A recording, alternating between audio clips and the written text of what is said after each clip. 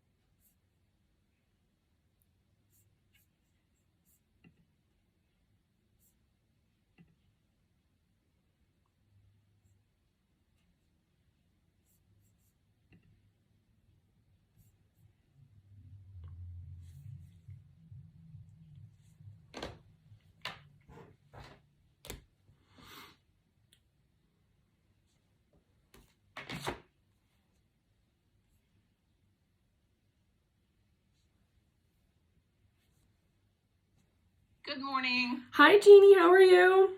Good. How are you? I'm good. I'm good. All right. It's Friday. That's an improvement. We made it. Are you suffering from a cold or just early morning? Yeah, allergies. I have year-round allergies. So, and there's a bunch of kids in my class too that have like some sort of cold cough symptoms, but I naturally have like a raspier voice anyway, but it just, when I have the allergies, it's so much worse. So, and I actually didn't take Allegra this morning. I usually take it every single morning. Yeah. My son's the same. He's 18, and as he's gotten older, his allergies have gotten worse. Poor kid. Yeah. So. My daughter too. I have an 18-year-old daughter as well, almost 18 in March.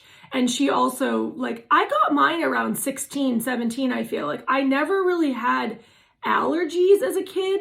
I was allergic to cats pretty early on, but like environmental allergies, that came like later. And then after I had babies, I got like worse. Yeah. Yeah, they don't warn you about that in the parenting manual, do No, I know. But it's funny because I naturally have like a raspier voice, and for years people was like, do you have a cold? Do you have a cold? And I'm like, no, it's just the way I sound. But now it's like I have the allergies. I was like, okay, yeah, maybe it is the allergies. I just saw you with a Kleenex, and so anyway. Yeah. But let's move on. I know that we both are shy of time, and so you reached out to me. I'm just logging on this morning, so I haven't really had a chance to review anything. But why are you reaching out? I think it was just like an organic thing. I was actually just like looking. I have college age kids. And I go to SNHU. I'm finishing my psych degree. Oh, congratulations. Thank you. And I was looking around to maybe transfer to like a different school, and someone said, oh, like you can go to Mass Bay, it's like free, whatever. But then I'm like, I don't know if they do a program for a bachelor's program. So I'm like, that's probably not my fit. But I ended up just going on the website and then finding the trauma-informed stuff. And I was just intrigued because I wrote a book 2 years ago. And it's about, being trauma-informed. And I kind of coined a method called the tie-dye method. I'm a trauma survivor myself. I was emancipated at the age of 13 by the state of Massachusetts. And there's always been, a part of me that wanted to do something with that someday, like turn that purpose, that pain into purpose. And, after being in therapy for, I don't even know how long at this point, but a long, long time, no one ever really discussed trauma to me. It was never something that was talked about. People just, give you pills. Oh, you're depressed. Oh, you need this. Oh, more therapy. Oh, can you go to outpatient therapy? And it was like, gradually the therapy got more and more. And then it was like a psychologist, and then it was like medication. But no one said, like, you're stuck in trauma. Like, that's what this is. And after my own research, I have 4 children. I was a stay-at-home mom the whole time raising them. But I did build an event business on the side just to make some income, just because I'm super creative. I just couldn't, after having babies, I was like, I just can't sit home and do nothing. Like, I have to do more with my life. So I started building this business, and I was really good at it. I became a very sought after wedding designer in Boston. I've been in 4 national magazines for my designs. And that ended up leading me into working with sponsorship. So I started doing sponsorship with Kind Bar and Nordstrom and UGG Australia. Just from getting in the room and just talking to people and sharing my passion, they were like, we want to sign up with you. Like, we want to work with you. And so I started putting events together called Elite Workshop, which was for female entrepreneurs to help them build businesses. And what I found is that women were not struggling with confidence. They were, but they weren't. It wasn't that they weren't confident. It wasn't that they weren't educated or skillful. It was that they had trauma. And so that intuitively just kicked in, and I was just like, I find myself, I was in this space, or I remember this feeling, and I almost didn't do the things that I wanted to do in my life because I had all this stuff going on, but I never had a validation for it. So my mission from that moment on became like, I'm going to crack the code on trauma. Like, we're going to open this conversation. Women are going to start talking about it. We're going to stop stigmatizing ourselves, stop shaming ourselves for being the way we are. And we're just going to have a conversation. And that's what I did. So I started coaching women and how to build their businesses, but I gave them what they wanted, but truly what they needed. So I came in as, I'm your coach to help you, put your business plan together and all this stuff, because I had done it.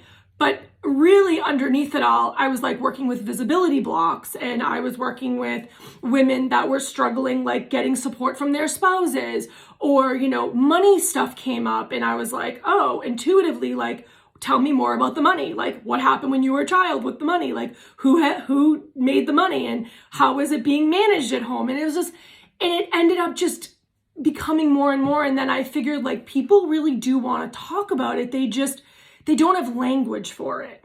And so I continued on that journey for a while. And then I was like, if I'm going to do this, if I'm going to get into the trauma work, then I'm not just going to do it blindly. Like, I'm going to learn whatever I can. I'm going to research. I'm going to take classes. So to date, I have 13 certifications in trauma-informed work that I do. With also IFS, I've done some CPT work. I've done EMDR work. And I've just now I'm back to school to finish the psych degree, just to kind of round it all out. Even though, to be honest with you, textbook is not the same as working with someone one-to-one, and being a survivor myself and having that relatability. Like, there's nothing in that textbook that can really teach me. I'm just doing it for the credibility and for the fact that, like, I care about people. I don't want to harm anyone. So I will do all the educating that I possibly can so I can stand in this space and be like a firm player in this space. But yeah, and then I wrote the book over COVID. I decided like part of my story was for my own therapeutic healing, I wanted to always write about it and talk about it. And then I coined the tie-dye method over COVID. And that became my principles and what I teach people now. So now I work in schools. So it's elevated a bit. I got hired by a middle school after school enrichment program. They loved my work and they were like, we want to bring more of this like mindfulness, more of this trauma, nervous system work to the school. Could you support us in that way? And I was like, well, sure. Like I've never done it before, but I would love to give it a go. So for the past 8 months, 7 months now, that's what I've been doing, is working with the schools. Now I'm working as a paraprofessional in a middle school. So now I'm working with like special needs kids. I'm working with kids on IEPs, working with behavioral issues. So it's really like elevated since then. So I'm getting to put my practices from the book now in my life really into with kids. And I love it. I love working with middle schoolers. I'm hoping to get to the high school eventually, which I think I will pretty soon. And I've pitched the book to more schools, and I've had meetings with vice principals and principals, and they're like, yeah, like we love the trauma-informed lens. We really want to bring this into the school, and I'm putting together like programs for them. And so when I came across your stuff, I was like, I just want to talk to her. Like, I just want to know, like, is there a place? Like, you know, I didn't really have any, like, was it to take more courses? Was it to learn just like, you obviously have this like trauma-informed program. You've already kind of done what I'm looking to do, I guess, essentially. I want to work more with it and talk to people that do it. And that's really just what the intention was. Okay. Wow. Well, excuse me. Congratulations on your journey. That's a clumsy, only one cup of coffee way into my day. Cheers. Exactly. Cheers. But seriously, I mean, you have taken incredibly stressful, difficult, violent situations and turned them into generative healing activities and experiences for yourself and for others. Mm-hmm. And that's amazing. And, you know, when you were describing being an event planner and then sort of bringing a trauma-informed lens into that, what's interesting is that, so like trauma-informed schools K through 12, yeah, trauma-informed higher ed, we're about 20 years behind. Mm-hmm. And now the movement is really catching on. But for a long time, it was sort of people in these little silos across the nation, the world, frankly. So there was a group in Tennessee, Eastern Tennessee State University. So you should Google the Strong Brain Institute. Okay. So the reason I thought about that is because the chair of the psychology department, Wally Dixon, is the person who sort of was the strongest leader in this team of people that included women's studies, mostly psych and behavioral science folks. And the president of this large university that has, you know, undergraduate, graduate school, went to a Chamber of Commerce meeting. Wow. And learned about adverse childhood experiences and how they affect the workforce. And was completely changed and said, I want Eastern Tennessee State University to be the very first trauma-informed university in America. That's amazing. And so partnered with sort of the Blue Cross Blue Shield. Yeah. I think they're called Ballad. Anyway, well, I can speak to that experience more, but what's really amazing is that it took sort of it being monetized and it being a workplace issue for this particular president to buy in. Yeah. And I think that what is really exciting is that people have been in this trauma work for a really long time, even outside of the clinical field. Yeah. People who have had significant trauma, adversity, and violence in their lives, whether or not they're seeing it through an intentional trauma-informed lens and through that language, they know that it has lifelong impact. You're unpacking that shit for a long time. Forever, pretty much. Yeah. And so the idea that somehow all this let's just focus on children for a moment. All this violence can be directed against children, Mm-hmm. and that there aren't lifelong consequences for this that affect the workplace Yeah. is delusional. Yeah. And I think that you're coming on board, or I'm speaking to you, and this is a moment in time in which, most of my purview is higher education, but I think the workforce is sort of the next big field Mm-hmm. that is going to discover, if you will, trauma, and it's partly due to COVID and partly Yeah. due to Bessel van der Kolk. And yeah, so I think that your timing is really amazing, and that your sort of journey, and then also your skill sets and your ability to sort of just do really well with Mm-hmm. this co-mixture of trauma-informed entrepreneur, trauma-informed, I don't know what it's called in the business world, but consultancy, whatever. Yeah. That. So that all of those things are super, super valuable. The higher education scene is a little bit like every scene is unique. Yeah. Because of its history, its infrastructure, and its history is very elite. Yeah. It's gatekeeping. And Mass Bay is a community college, Mm-hmm. so it's a 2-year college, and it is very much stigmatized, right? Yeah. So community colleges across the nation are seen as junior colleges, Yeah. high school plus, Not that smart, didn't get good grades. That's Yeah. exactly right. Yeah. And the people who go to school there are losers, the people who Yeah. teach there are losers, and blah, Yeah. blah, blah. And fine for them in their little loser land. But it's the 39% of undergraduates in America are community college students. I went to Middlesex, so I know. Yeah. So, and Mhm. disproportionately, the range of teaching and the range of student learners and the range of student skills and, and strengths and challenges, that palette is so wide in any Yeah. given community college that it is no surprise to me that, without intending to, and I'll speak for myself, although it's true for other people at my institution, we bumbled into trauma-informed. Because as an English teacher, I'm constantly hearing people's stories. Yeah. And so from the bottom up, students were, and so I started asking questions, why are they disclosing this? What are the responsibilities for somebody Mhm. who's disclosing this in a narrative? How do I keep them safe? How do I still be an English teacher? How do I Yeah. give them feedback? How do I assess a piece of writing about child violence, for example? Yeah. And so it led me down this journey. And at that time, now almost close to 15 years ago, there was nothing. Or there were people in these little pockets, like Yeah. Eastern Tennessee State University, Janice Carello up in New York and Pennsylvania.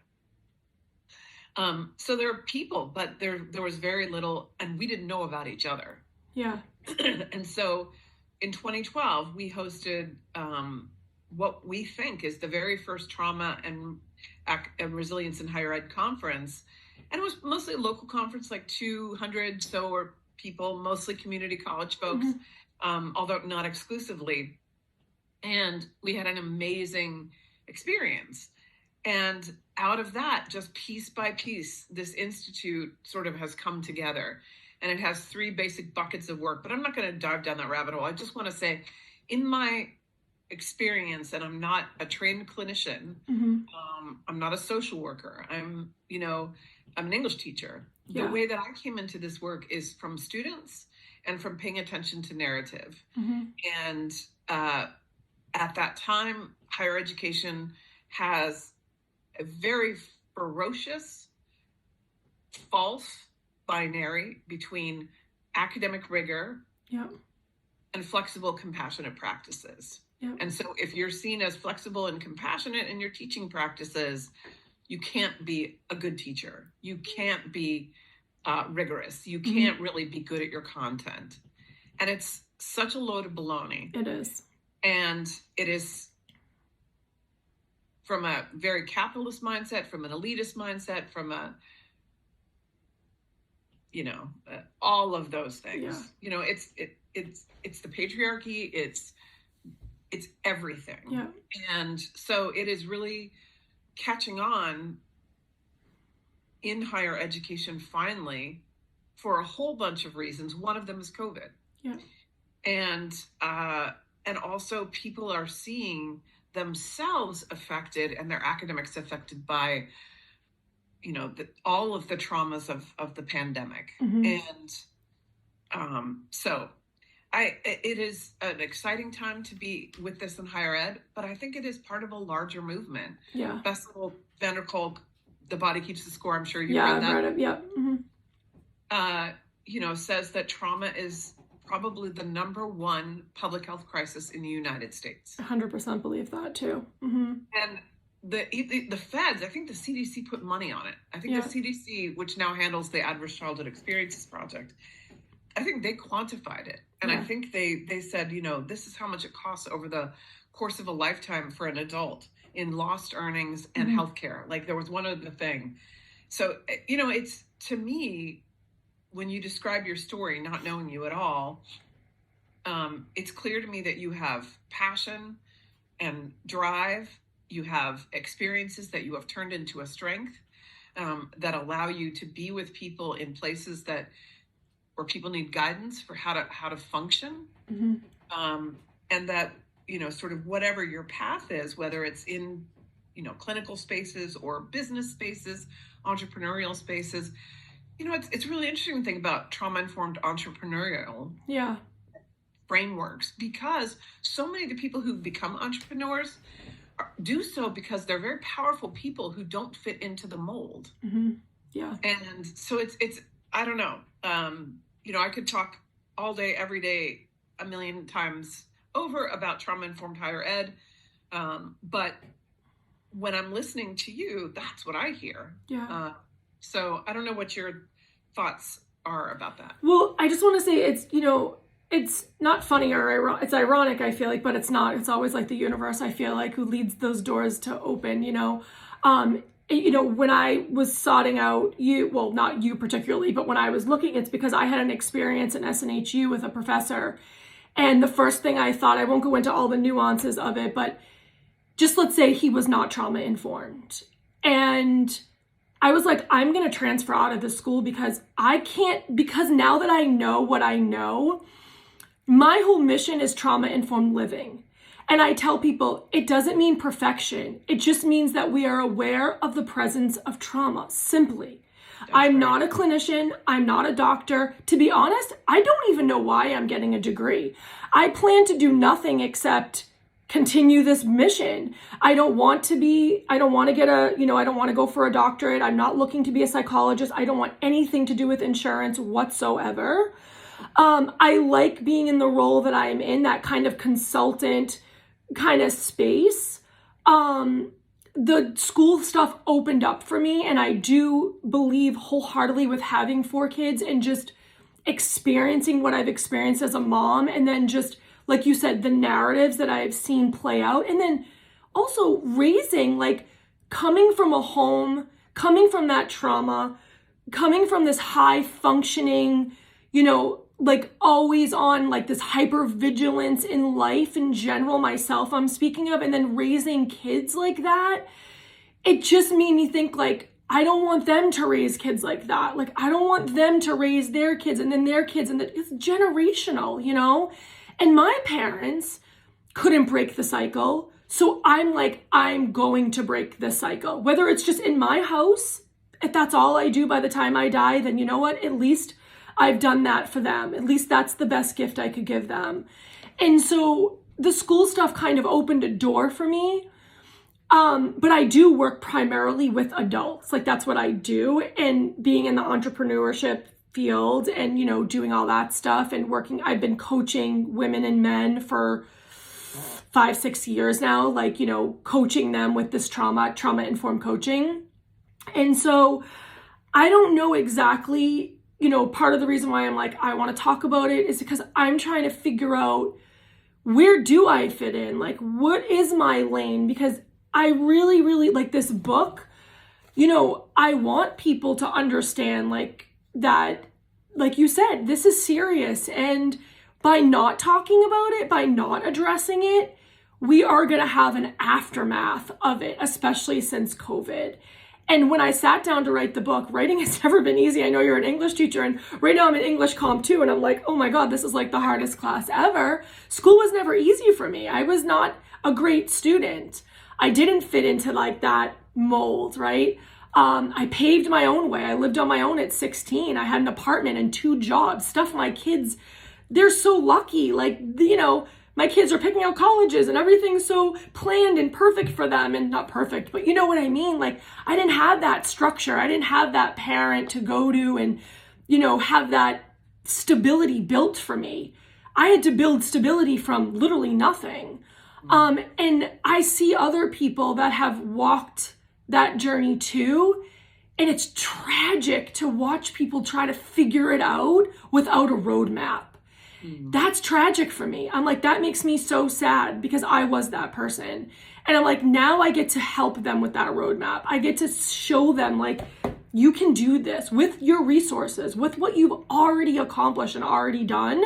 Trauma doesn't have to it doesn't have to name you. Like, you don't have to be stuck in that forever. You get to break out, break those cycles, and keep moving on and do the things you want. Because for a long time, I'm like, just with that narrative, like, my own parents didn't love me. I'm not lovable. I'm not smart. I barely made it out of high school. Who's ever going to hire me? Who's ever going to want to marry me? Like, I basically had no self-confidence whatsoever, you know, just from that childhood.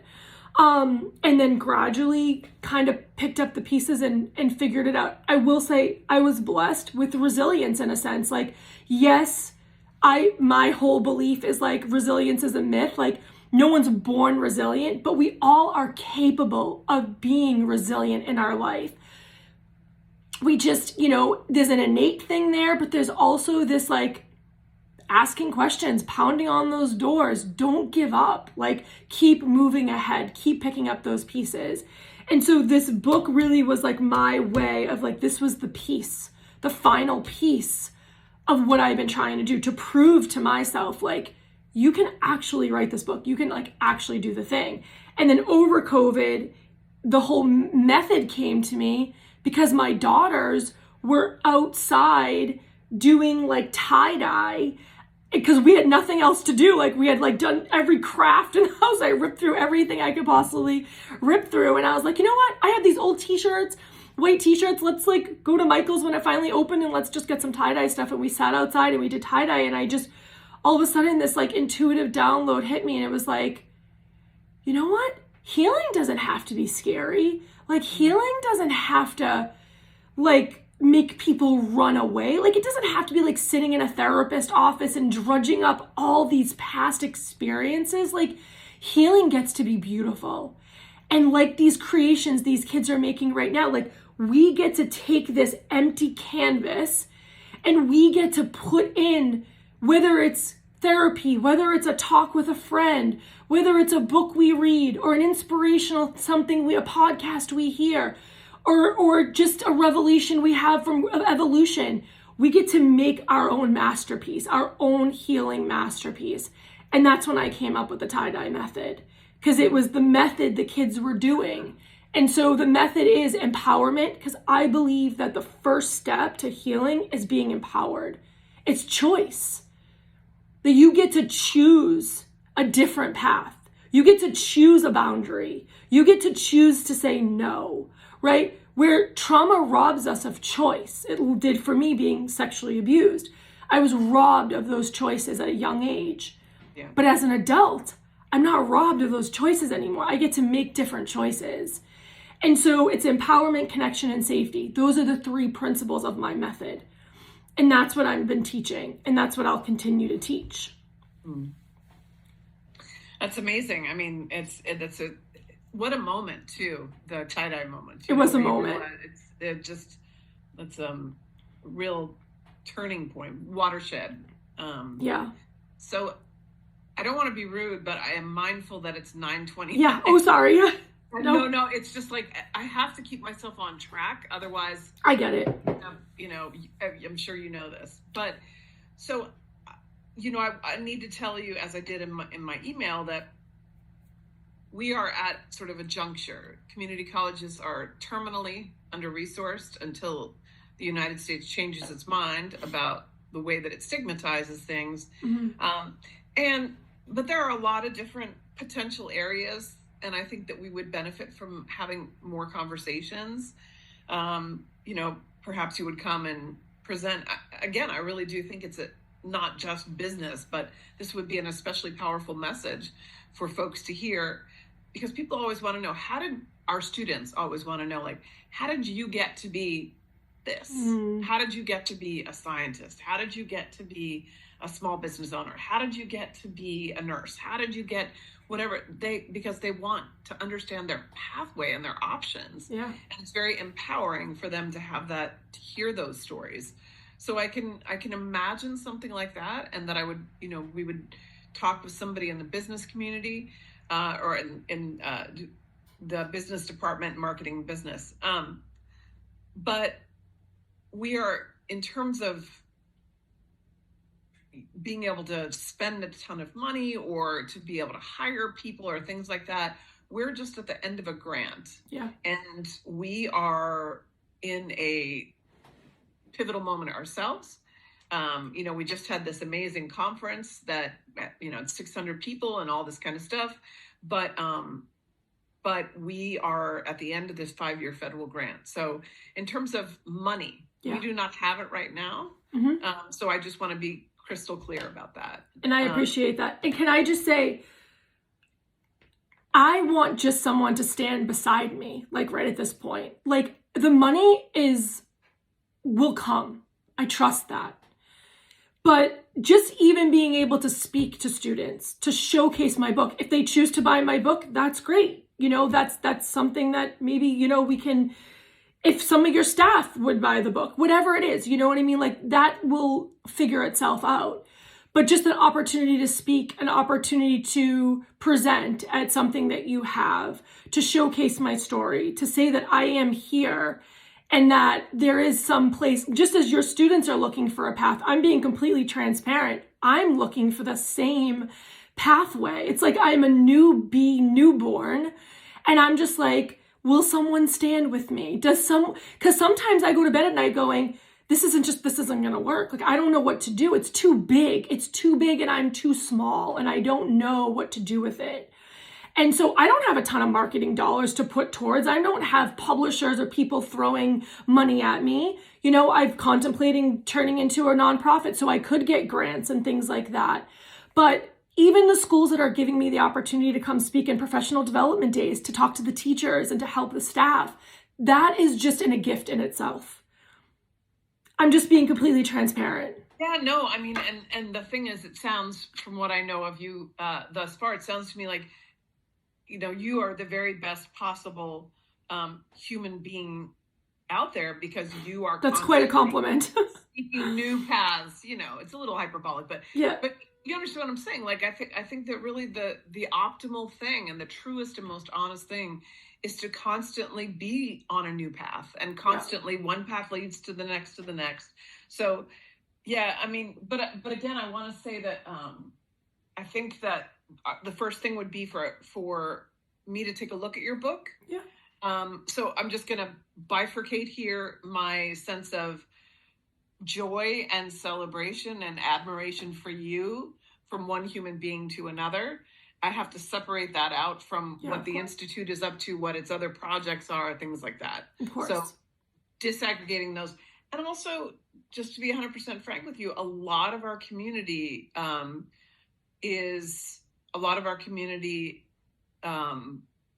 from identity categories that are not white.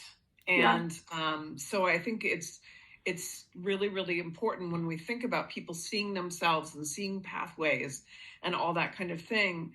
I think it is something that we think about, or I'm not going to collectivize it. I'm just going to say it's something I think about. Sure. Because there are a lot of white voices. I'm one of them. You're one of them in this world. And it's very different to experience violence as a person with money or without money, as a person who is in a society that sees Black and brown people a particular way, with a particular history, including law enforcement. It's like, it just feels like there's so many different pieces, and it isn't about your pain is more or less than my pain. It's about there are realities, and pain and healing happen in contexts. So that's sort of at the end of this phone call where I am. I would love to see your book.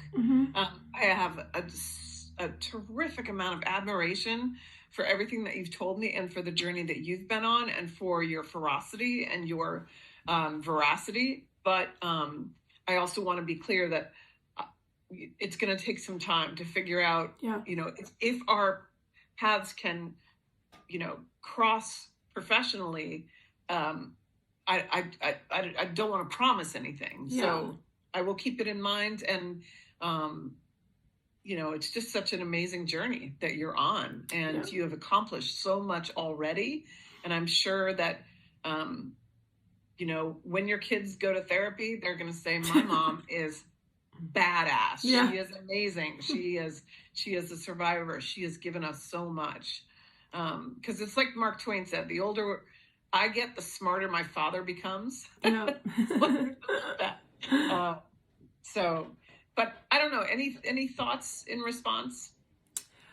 Yeah, I mean, no, I completely agree with you. I think there are so many, trauma is so nuanced. And like you mentioned, there are so many layers.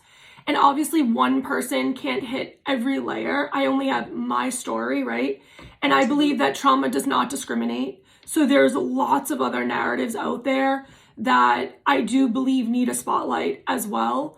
I can only speak to my experience, and hopefully the people that are meant to or align with me and because not everyone's going to do that or resonate with you and your story. And I know that. So I think that it's important that I get to just share my story, and then whoever can use that and it's value to them, then that's important. But I think that it's important no matter what to have the conversation. And then at least at that point in time, it opens the door, because if a white woman is speaking on it, and again, the overarching thing for a lot of people, white, Black, brown, non-binary, all the things, it's shame. So I feel if one person can come through the door and say, listen, stand with me, we don't have to stand in shame, then everyone can get a chance to tell their story. But I think it takes that leader, that person, that spokesperson to start the conversation. And I've taken that initiative, as hard as it's been, as many doors as closed in my face. If people had said, no one's going to listen to you, no one wants to talk about trauma, it's too triggering, you're not a doctor, who are you to say those kind of things? It's been difficult. I've had to be up against a lot of naysayers, including my own family, that have silenced me, that have shut me down. When the book came out, my mom was like, your book is terrible, like all the things. And so, I will keep going, and I hope that there's a place for me. I loved our conversation. I do see some potential there for something, like even if it's just speaking or just being a spokesperson. And I, hope that this door is something that we can continue to explore together, I guess. And I just appreciate the conversation. Absolutely. Absolutely. And I think that's really well said, that continuing the conversation. Yeah. And so maybe we start by you send me a copy of your book. Sure. And we'll start there. Yeah. And, it's just, you are going to find you have the drive and you have the gift. Every single smart person in the world, every person who's built something of significance and value has faced way more no's. And that's certainly true of me. Like if you build it, they will come, right? Mm-hmm. That's sort of the way that a lot of people in your position and in my position have moved Yeah. because, the world is full of nope, nope, nope, nope, nope, not yet. Sorry, wish I could, but no. So it's all out there. Yeah. But my own experience shows me, your own experience testifies to this, that in this next bit of your journey that you're on, you're going to find, because you're putting yourself out there, and because there are, your audience, you will find them and they will find you. And Yeah. so, I have every faith and confidence, aside from, anything that we might try to do together, that you will find it. Yeah. And I also have very much enjoyed our conversation. So, yeah. So send me the book. Okay. And I will take a look at it. And then, as I said, there's a lot going on right now as we transition. So I don't want to leave you with any false promises. Yeah. But I will consider like what it would look like, and talk with some other folks in our community. Yeah. And where do you live, by the way? I'm in Medway. Okay. All right. Yeah. So we just opened up a new Framingham campus. Okay. So that would probably be closer to you. Yeah, Framingham. Yep. But yeah, but so if that sounds good to you, that sounds great to me. Yeah. And we'll just stay on each other's radar. And Absolutely.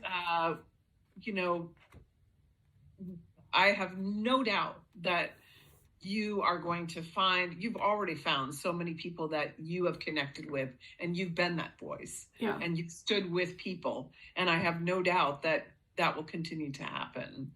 Yeah, I appreciate that. And I hope so, because I think one of the biggest hurdles currently right now is, who is that audience? Because I feel like I'm being put into different pockets of things. And maybe that's just part of the journey. Maybe I have to go on this piece of it to figure it out. And I guess 46 years old, if that's what has to happen, that's what has to happen. But I wish I just kind of knew, like, okay, this is the audience. Like, these are the people.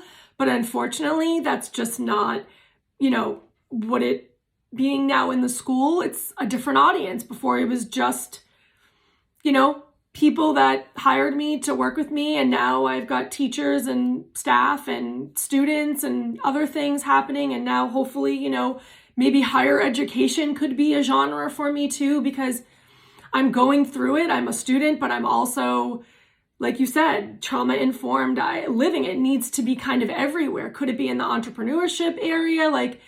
And I can't be everywhere, unfortunately. I wish I could.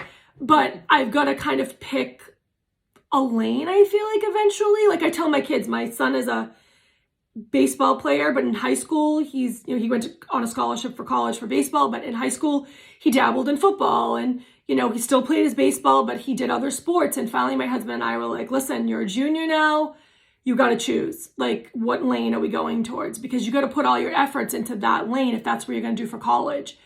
And unfortunately, like, we have to decide, I think, at one point, like, not that I want to niche down, but at the same time, it's like, who is that audience? But I guess I can't answer that. So I'm hoping organically it will just kind of show up.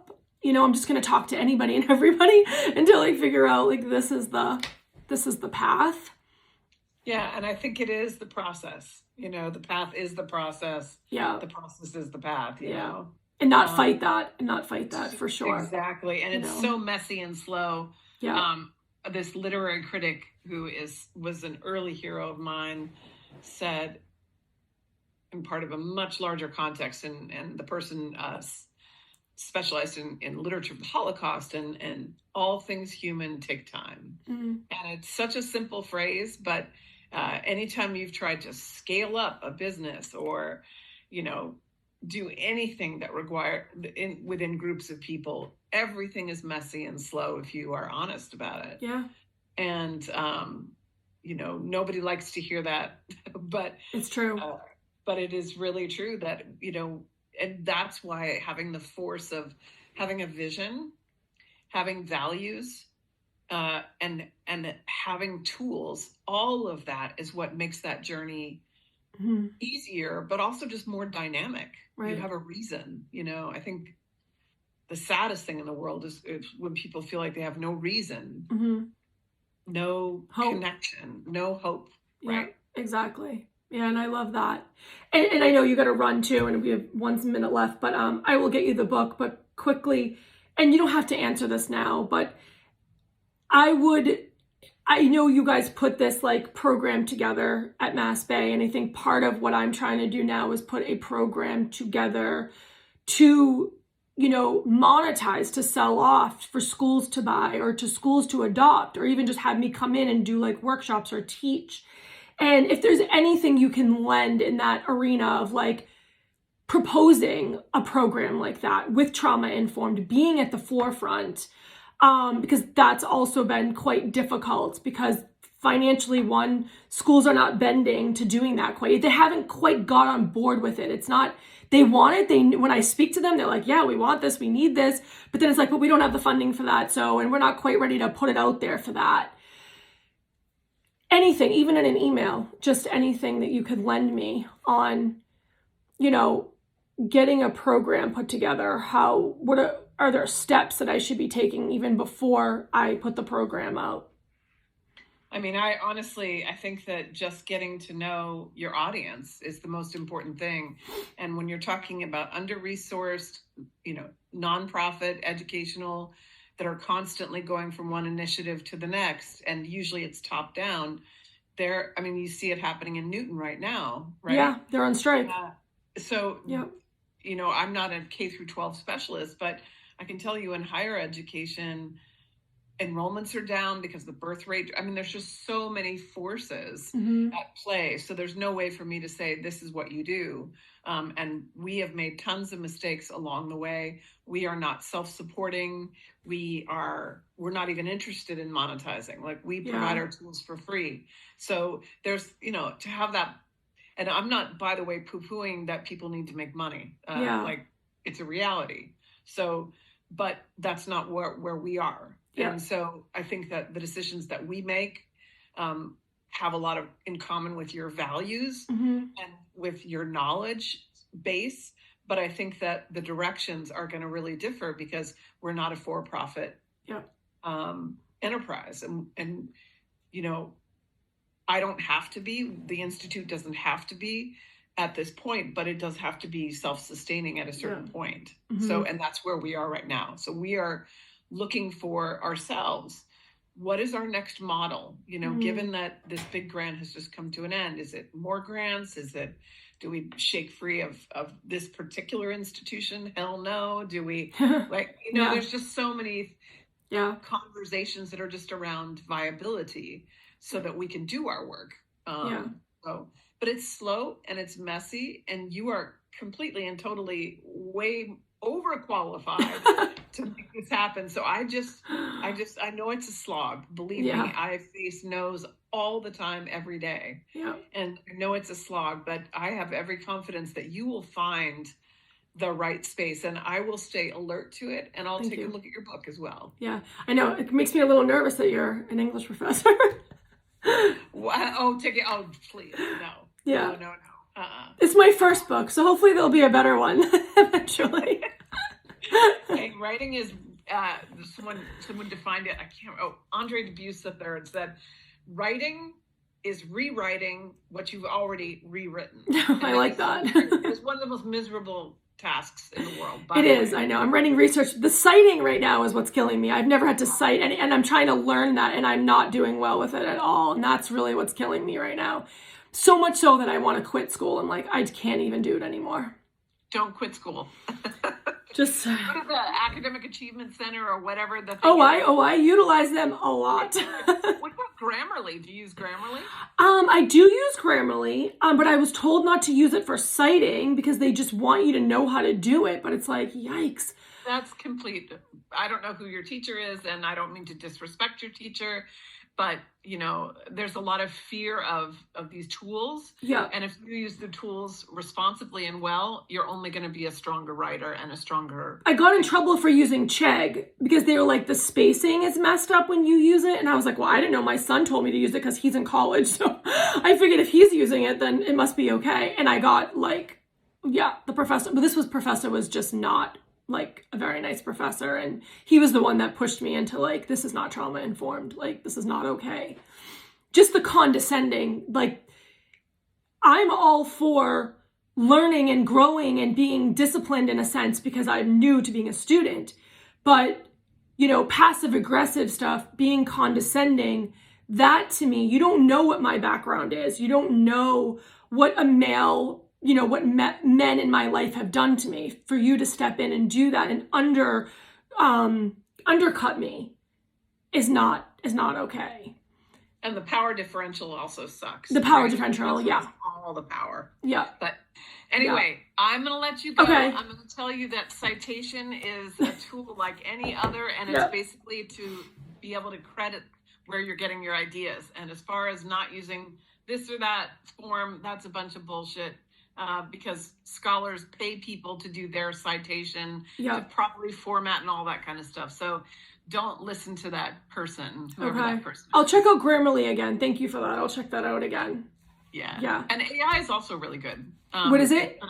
Using like language generative. Oh, AI. Like Google, how can I use ChatGPT to improve my MLA citation or APA citation? Yeah, APA. There's a lot of great ways in which you can put your writing in there and then have it check it. I mean, ultimately it's your responsibility. Yep. But there are so many good tools. Your son is right. Listen to your son. Yeah.